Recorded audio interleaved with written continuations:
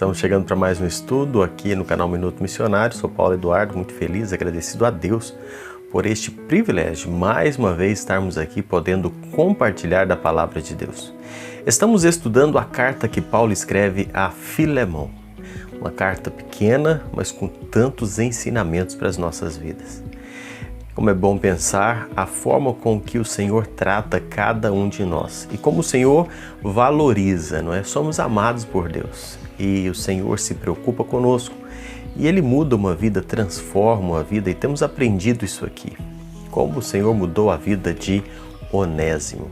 A gente observa o versículo 17, a palavra de Deus diz assim, Paulo recomendando a Filemon a receber Onésimo, que era um escravo fugitivo, ele diz assim, se você me considera companheiro na fé, receba-o como se estivesse recebendo a mim.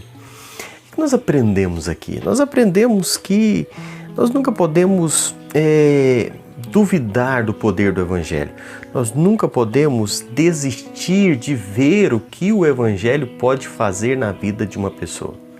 Quando a gente olha aqui esse versículo 17 falando de Onésimo, e Paulo falando, ele para mim é um filho, receba ele como se fosse eu. Nós estamos falando de um escravo fugitivo que devia, era uma pessoa que tinha feito coisa errada.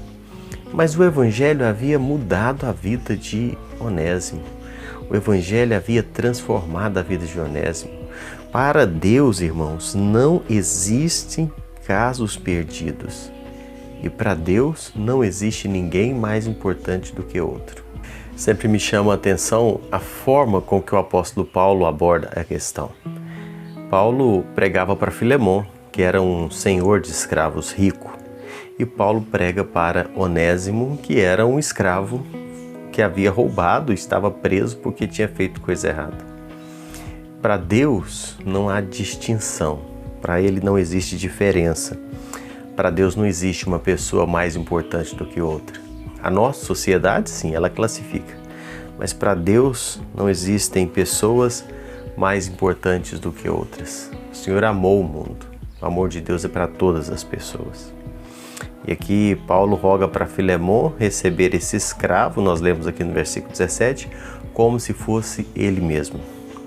Sabe, somos todos iguais enquanto igreja, enquanto cristãos. Na igreja não existe distinção. Na igreja não há ninguém mais importante do que ninguém. Até porque todos fomos comprados pelo mesmo preço, o sangue de Cristo Jesus derramado naquela cruz. Nós somos todos companheiros de jornada. E assim Paulo trata tanto Filemon como Onésimo. Irmãos em Cristo, irmãos amados. Não existe ninguém melhor do que ninguém na igreja. E isso precisa ficar muito claro na nossa mente, nos nossos corações. No seio da igreja não existe escravos e servos, ricos e pobres, doutores e analfabetos, diáconos, presbíteros. Não tem ninguém mais importante do que ninguém. Todos nós na igreja somos irmãos em Cristo. Todos nós pertencemos ao mesmo corpo. Pode existir diferenças de dons, diferenças de funções, cada um serve da forma com que o Senhor chamou, mas somos todos iguais, irmãos em Cristo Jesus. E Paulo deixa isso muito claro aqui para nós, quando ele trata Onésimo como amado irmão, Filemon como irmão amado também, todos servindo ao mesmo Deus. Outra coisa que eu quero tratar aqui hoje é que nós precisamos aprender também a nos identificar com as falhas das pessoas. Paulo olha para Onésimo aqui, o versículo 18 e 19, e Paulo pediu que Filemon recebesse Onésimo com o meu próprio coração. Você já sabe que Onésimo possivelmente havia furtado ou desviado dinheiro, bens do seu senhor Filemon. E Paulo estava pronto aqui para pagar a dívida de Onésimo. Paulo está pronto para assumir a dívida. Olha o versículo 18 e 19 aí. Paulo está assumindo a responsabilidade que Onésimo devia e não podia pagar. Paulo possivelmente conhecia uma lei da época. Existia uma lei em que a pessoa que dava guarida para um escravo, ela teria que pagar o preço daquele escravo ou assumir a dívida que aquele escravo havia feito. E era uma lei da época e Paulo possivelmente sabia disso. E ele faz uso disso aqui, não é? Nesse momento, ele fala: Filemon, se Onésimo deve alguma coisa, se ele fez alguma coisa, eu vou pagar. Sabe o que é isso? É uma profunda identificação. Paulo se identificando profundamente, tendo compaixão por aqueles que erraram. Onésimo havia errado? Sim, claro. Ele deveria pagar pelo erro? Sim. Mas Paulo, movido pelo amor, pela compaixão, se identifica com ele. O Evangelho, ele muda vidas, nós cremos nisso. O Evangelho transforma o pior escravo no melhor dos homens livres. Este é o Evangelho. E sabe, meus irmãos, quando eu vejo Paulo se identificando com Onésimo, eu vejo uma figura muito importante. Sabe o que eu vejo aqui? Eu vejo a figura minha e sua. Nós devemos para Deus e não podemos pagar. A dívida que nós devemos para Deus é o nosso pecado. E sabe, o Senhor sabe que nós não podemos pagar. E Cristo Jesus, na cruz do Calvário, se dispôs a pagar o preço da nossa redenção, da nossa salvação. E então, o que não acontece? Nós fomos aceitos pelo Pai através do Filho de Deus, através do Senhor Jesus. E somos aceitos como filhos de Deus, não é? Você conhece muito o que diz a palavra de Deus. Somos feitos filhos de Deus quando cremos nele. Além disso, nós somos aceitos no amado, nós somos aceitos em Cristo, Efésios 2:6. Nós somos vestidos com couraças de justiça, 2 Coríntios 5:21.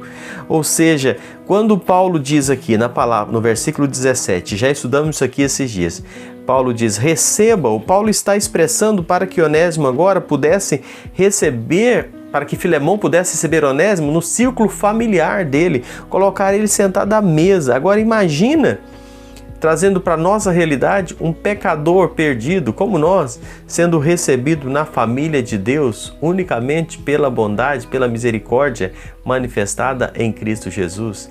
E é isso que Paulo está figurando aqui quando pede que Onésimo seja recebido na família de Filemon, como parte da família. Louvado seja Deus por isso. Agora eu preciso, antes de terminar esses pensamentos, eu preciso lembrar uma coisa. Paulo não está sugerindo que Filemon ignore os crimes de Onésimo. Paulo não está sugerindo que Filemon ignore, não, mas ele se oferece para pagar a dívida. A dívida seria paga e Paulo se oferece como se ele estivesse dando uma nota promissória assinada para Filemon, falando: olha, eu pagarei, não é? E isso nós podemos lembrar.